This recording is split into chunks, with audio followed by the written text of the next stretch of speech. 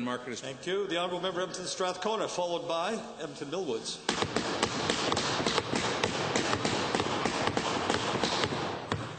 Thank you, Mr. Speaker. This morning, the NDP released documents yet again showing a crisis in Alberta's hospitals. The overall number of cancelled surgeries in Alberta due to a shortage of hospital beds is up 30% compared to the same time last year.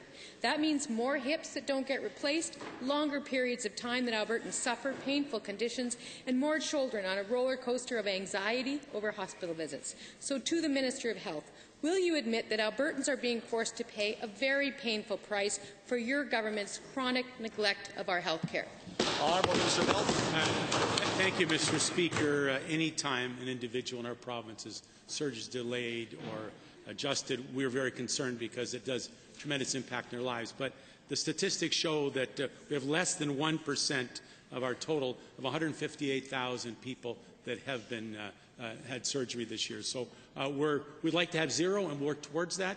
But at this point in time, about 0.87% is not different than other years. First supplemental. No.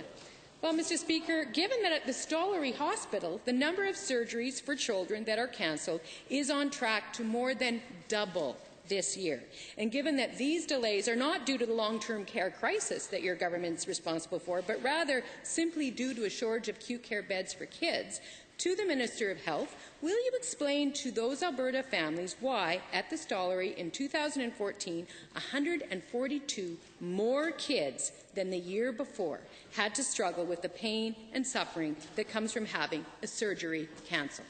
Honourable Minister. Mr. Speaker, our hearts and thoughts go out to those individuals, those families that went through that situation. It's not something we are comfortable with. We'll continue to work hard. But we had a 17% increase in emergency surgeries last year, which helps drive up the numbers. We have a lot of people coming outside the province. The main centre, the Stollery, is in a wonderful facility. We're investing money in it, so we'll hope to reduce that next year. But a lot of times it depends on the year, the circumstances, and what drives the results. Final supplemental. Well, it sounds like mismanagement to me, but given that when parents take their child to the hospital for surgery, it's extremely stressful because they have to prepare their child for all the new anxiety-provoking situations that entails, and that to go back repeatedly for a surgery that gets postponed multiplies the stress and anxiety experienced by parents and their children, and given that under your government's neglectful eye, the number of cancelled children's surgeries at the Stollery has grown 100% in the last year, why should Albertans trust you to protect any part of our healthcare system?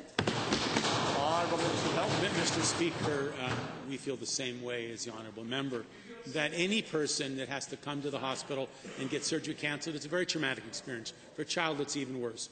We will, as circumstances allow us, continue to expand operations at the various facilities.